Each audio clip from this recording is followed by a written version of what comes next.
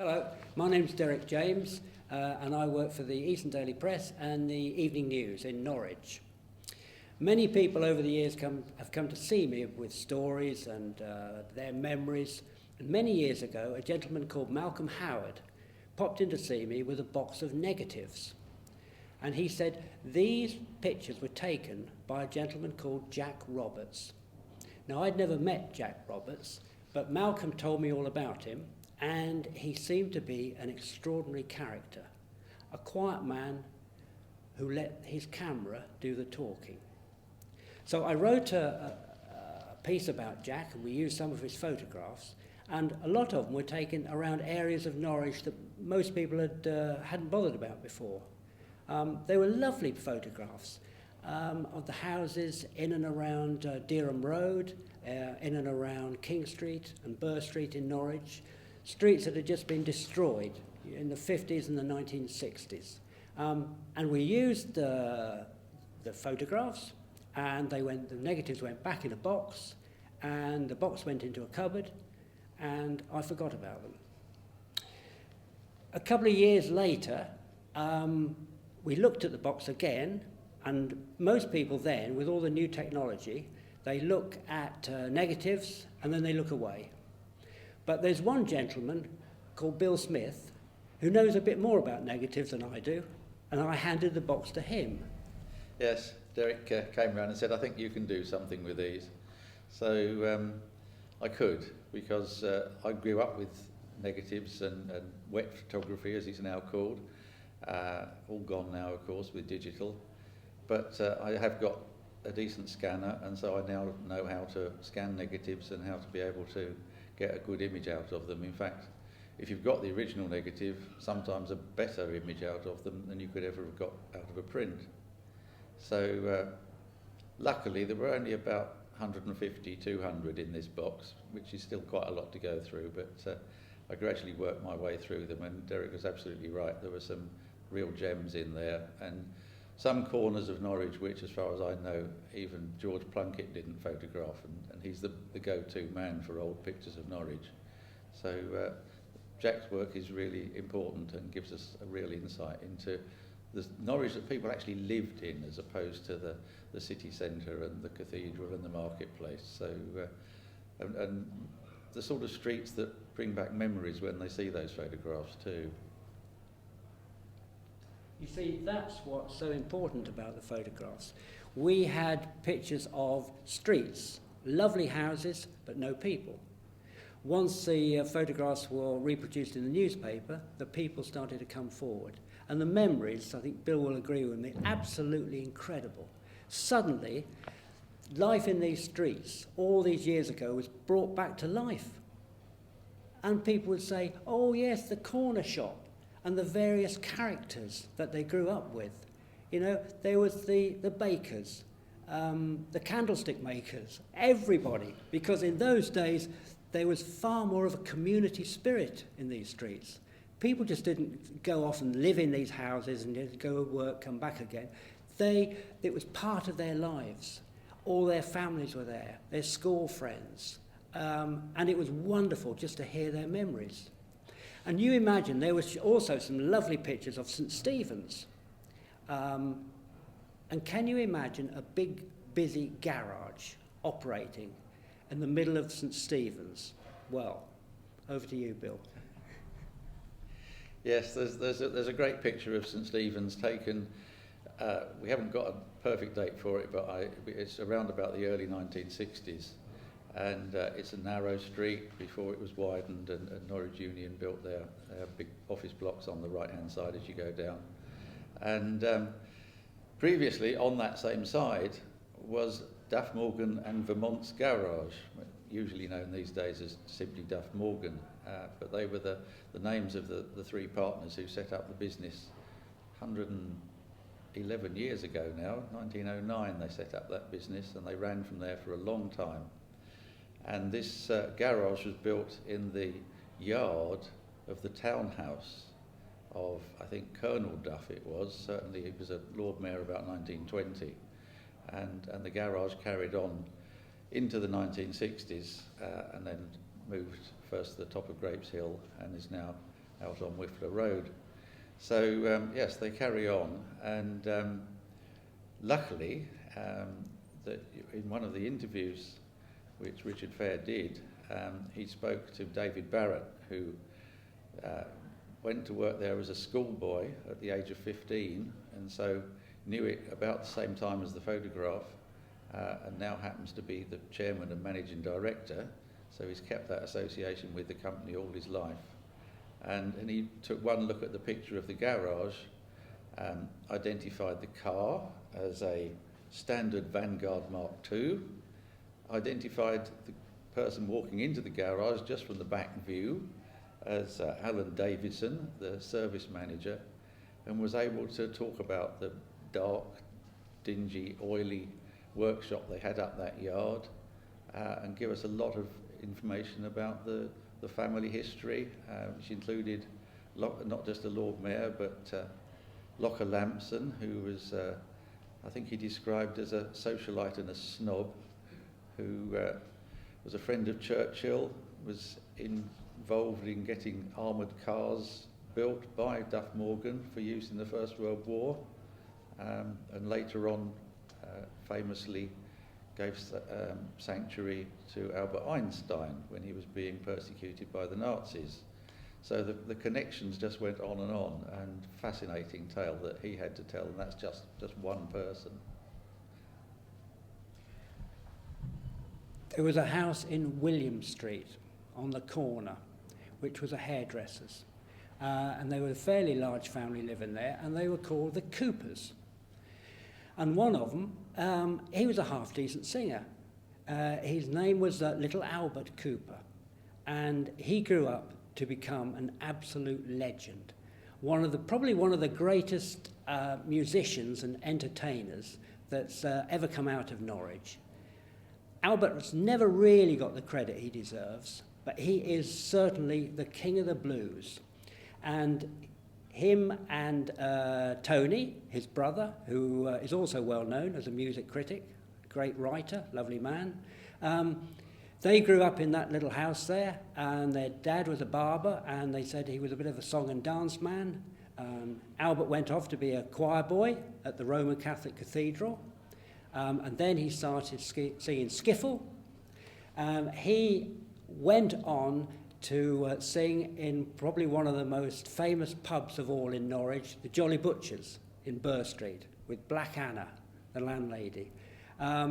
And he's got one story after another, and it was lovely to listen to him talking about life in William Street all those years ago. Tony and Albert went on, they set up a club called the Jacquard Club, where the likes of Paul Simon played, various other famous people. And they're both great characters. But Albert was saying, he looked at some of these photographs, and he was saying, it hurts me when I look at the inner ring road and the damage that was done to create that road. And all these houses were just pulled down for no real reason. I mean, a lot of the time the council would put in compulsory purchase orders, they'd move people out onto the new estates, and the houses would be flattened rather than renovated and improved. And that's very sad. But it's very important now we don't forget these communities and you know how important they were. And it's lovely to talk to people like that, because a lot of the time they'd never seen these photographs of their houses.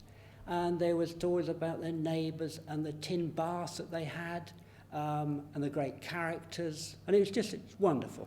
I think, the most important thing about William Street and that area was that it was all wiped away in fairly late 60s, early 70s, when people were already renovating other properties, and yet the whole area got condemned almost as a lump sum, and the whole place went down. Even the church has gone these days, but and in that area, no one else that I know of had taken photographs of those terrace streets, which now would be very desirable residents had they survived. Certainly. And the people who lived there lived in that area. Going down the city to them was maybe going to venturing as far as St Benedicts, coming into the centre, coming into the whole Gentleman's Walk and whatever. you got the feeling was a sort of twice a year event. That they lived in and around there, and that was Norwich to them. Was that relatively small area? We spoke to one lady called Gwen Rose, and she was born in 1935 at her parents' home in Woodcock Road. But my mother always shopped at a shop called Frank Price. Now, Frank Price was a fashion and a hardware shop in Botolph Street, and that was all pulled down to make way for Anglia Square. But she said, when you walked into the shop, a gentleman would pounce on you and ask which department you wanted. And so you weren't just allowed to wander around. Then she said there was a rather sinister-looking lady who would take you to the right spot. If you asked for a blue jumper, then one would be taken from a drawer, wrapped in tissue paper, and laid out for you to look at. Cash only. The money would then be put into a tube and would return with the change and receipt. But she said, Gwen said, when you had to know what you wanted before you walked into the shop. And she said, my mother had a friend who ran the 20 Club. And what happened was you paid in 1 shilling a week when you could win up to 20 shillings, which was £1, which was a lot of money in those days. But she said, it's so sad that they pulled down all the buildings, especially, she said, there was a beautiful Barclays Bank that stood in the middle. Do you remember? Yeah, I don't remember it, but I don't remember it, but it's I've a beautiful building. yes. And the Odeon, the original Odeon that was built, I think it was built in 1938, just before the war, they just flattened them, just weren't interested in keeping any of them. And because the future now of Anglia Square is it's always been under debate. What's going to happen to it now? I don't know.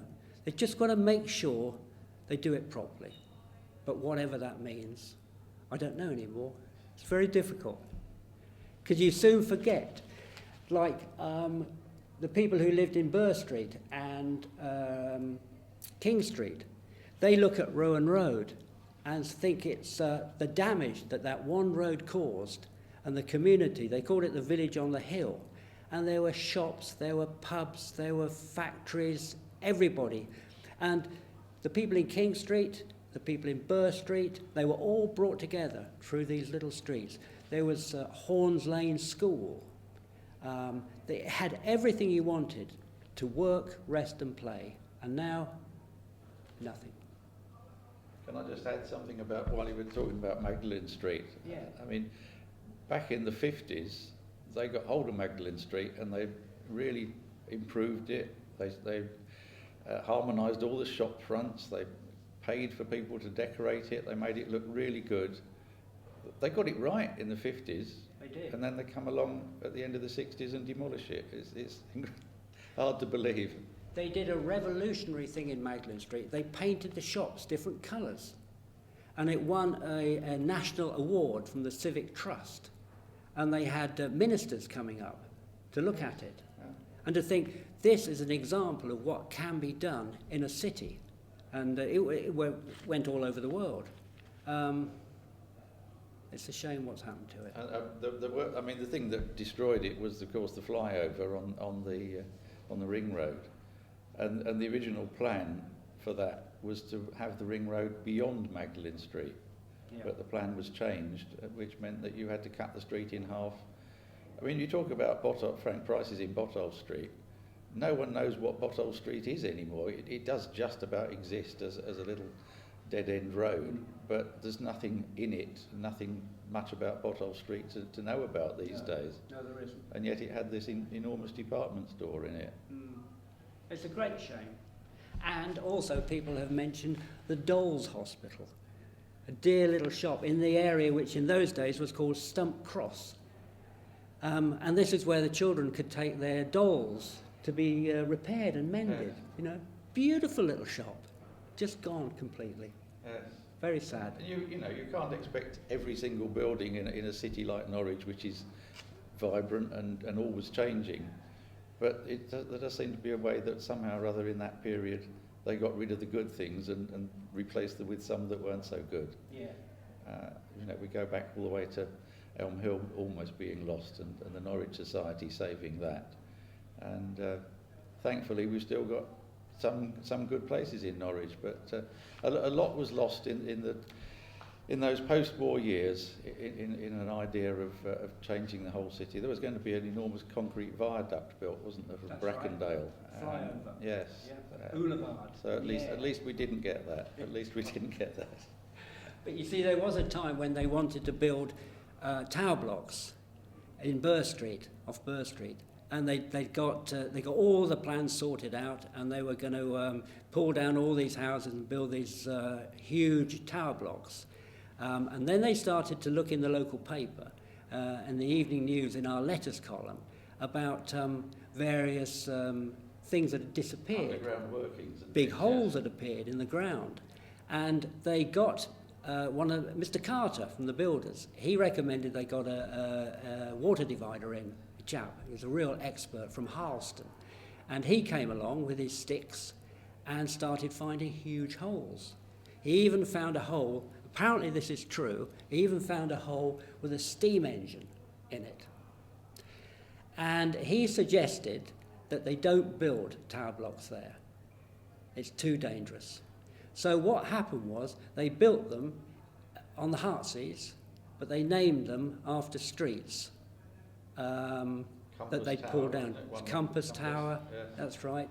And they'd named them after the streets. But they did build Normandy Tower, but then left it alone. So it could have been far worse. Well, yes, I think one of the most interesting shots for people is a shot that Jack took from the tower, evidently took from the tower of St John's Cathedral, looking down onto Grapes Hill in that area.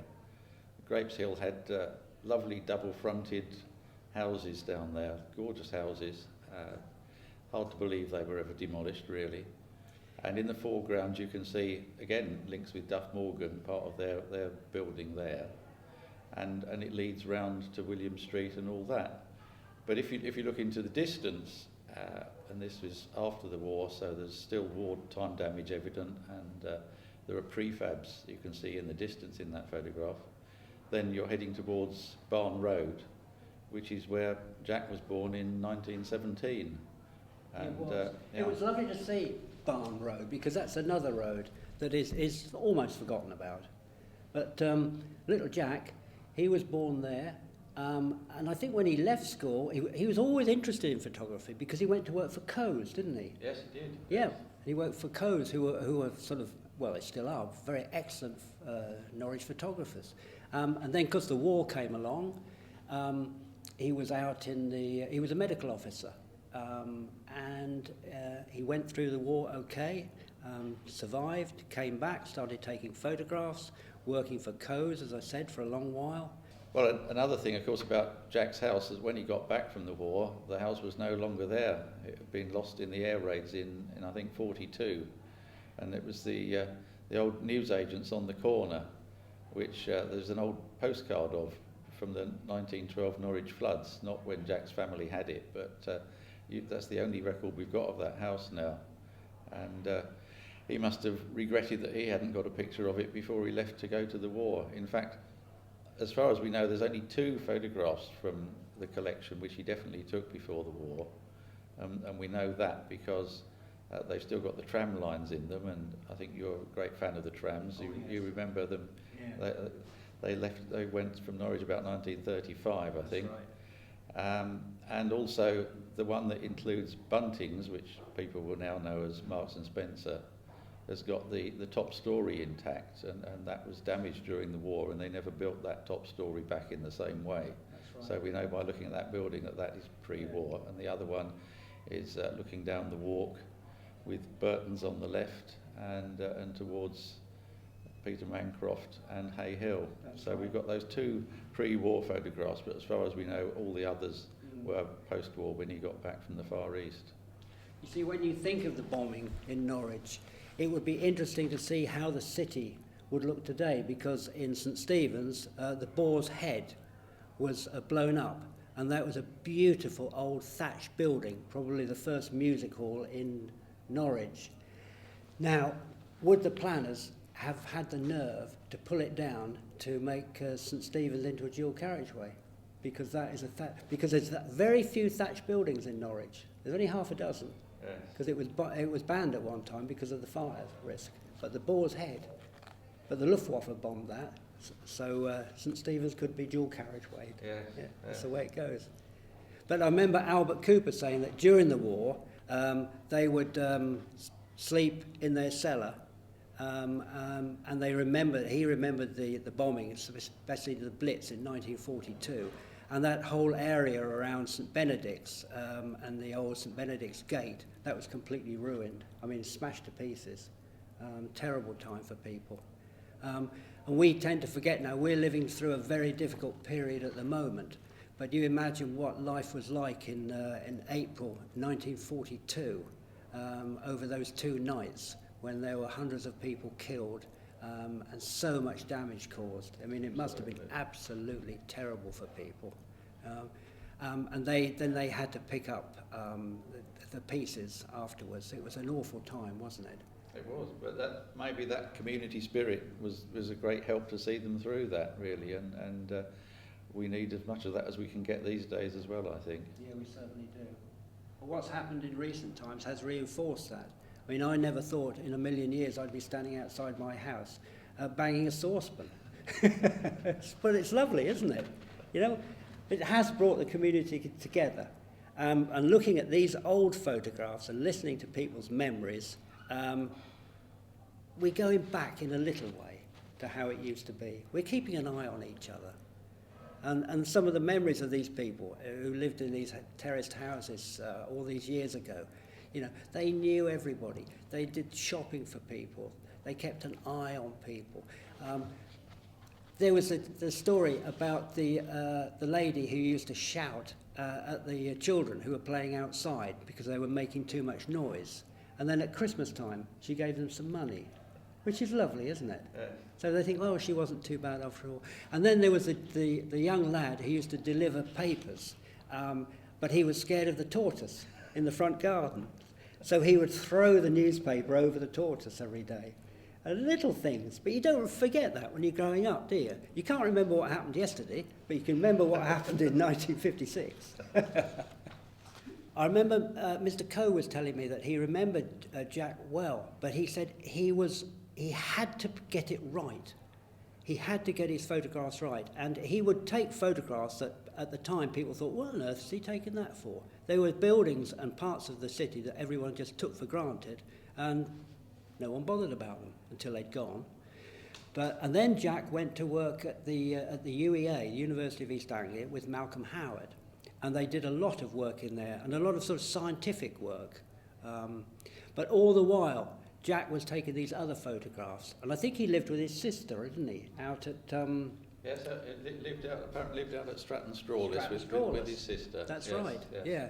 There's a lovely thing about Jack and Malcolm Howard that we heard from Malcolm Howard's family, and that was that anything with a pulse, Malcolm didn't like to photograph. He just wanted to do the scientific stuff.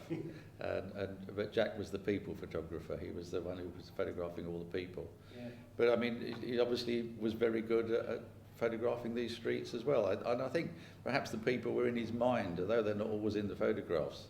He realised these places weren't just houses; they were communities, and this was important to those people. The thing is about when you were taking photographs in those days, I think they felt a lot of people got in the way. So they would wait, and George Plunkett used to say this at the time, they'd wait until the people had gone, then they'd take a photograph. But that was just the way it was. But the wonderful thing is that these photographs could have so easily been thrown away, but they have been kept. And now, thanks to the Heritage Days, people can see them, which is wonderful, isn't it? Absolutely. Fantastic, yeah. You know. It's just a shame Jack isn't still with us, because he would have loved to hear the stories, wouldn't he? He really would. I think he'd have loved the stories. I'm not sure he'd have liked all the publicity. I think he might have been rather more retiring than that. But no, it's great that he did all that work, didn't really get the thanks for it in his lifetime, and that we're able to celebrate it now and perhaps make up for a few of the things he missed out while he was still with us, yes. The pubs, they were another thing that played a big part in people's lives, even if they were still too young to go into the pub. They were there, they were part of the community. A lot of people spent a lot of time in the pubs, but they didn't drink that much, but they were there playing darts, playing dominoes, having a chat, finding out what was going on. We spoke to one gentleman whose parents kept the Mariners Tavern off Burr Street, King Street, and he just brought it all alive, what was going on in those days. A pint of 2 and 2s, which was half a bitter and half a mild, this sort of thing, you know. And then there was a gentleman who lived next door to the nunnery, to the nuns, and his bedroom window looked over the nuns' place, so he could see exactly what was going on. Wonderful memories. There was one, this is a true story that he told, that the sister was struck one of the nuns with a ruler. Now, whether she'd been talking at the wrong time or what she'd been up to, we don't know. But he, when they moved, he kept the ruler. It's just a little thing that we remember him of days long gone. Bill, when you looked at these photographs, what did you first think when you looked at them? I mean, you compare the way that these photographs were taken all these years ago and how photographs are taken today, because everybody today has a camera, or most people do. Yes, you know? Everyone's and got one in their phone. Exactly, and whatever happens, it's someone's there to take a photograph. But in those days, what did you think of Jack's photographs? Well, for one thing, I'd seen a lot of old negatives and old photographs, and very often they're not of that much interest to other people because they show the family maybe, and half the time the names have been lost and we don't even know who the people are. And I'm afraid that's what we're tending to do these days with all the selfies and all the pictures. People seem to be forgetting to photograph their surroundings a lot. And the thing that stood out about Jack's photographs in the first instance was the quality of them. He was somebody who really knew what he was doing. He was very good at framing up the photograph, and he was very good at the technical side of it, which back in those days was more difficult. Now it's very easy to take a photograph. Everybody's got a camera in their phone, and I just hope that people are thinking the way that Jack thought a little bit, not getting obsessed with it, but every now and then thinking about photographing what's important to them around them, and most importantly, keeping it, because the great thing about Jack's negatives is they survived, and now we can all appreciate them. And in the same way that maybe something you do these days won't be that much relevant to the people around you, in future time will be fascinating, and it would be great to have that record continuing, because we've got records of the last couple of 100 years thanks to the newspaper archive and other things like that. Now with everything being electronic and being on hard drives which can fail or whatever, we're in danger of losing a lot of the history of the current times. How about you? Has it changed the way you write about the city? It does make you think, because every time I see an old photograph now, especially when I first looked at Jack's photographs, you see a picture of a street, you look at the houses, and it makes you want to know who lived there, what they did for a living, what they did. There was no television, so what did they do at night? They had a tin bath once a week. I mean, it's important that we always remember how people lived, and we can still learn a lot from looking behind us, looking at the past. I mean, I did a series once, one of the most interesting series I've ever done is What's in a Name, and you look at the streets and the roads and see who they're named after, and then suddenly it all becomes alive again. You know, these people, who are they? We know a lot of them, but there's a lot of people we don't know. And that's what made it all special. And then we published some of Jack's pictures, and the people came forward, and the response was absolutely wonderful. And it was just the pure pleasure of seeing them, looking at it and say, God, look at that picture. I remember Charlie that lived in that house, you know. And that is what it's all about. It's just lovely. And we have a lot to thank Jack for.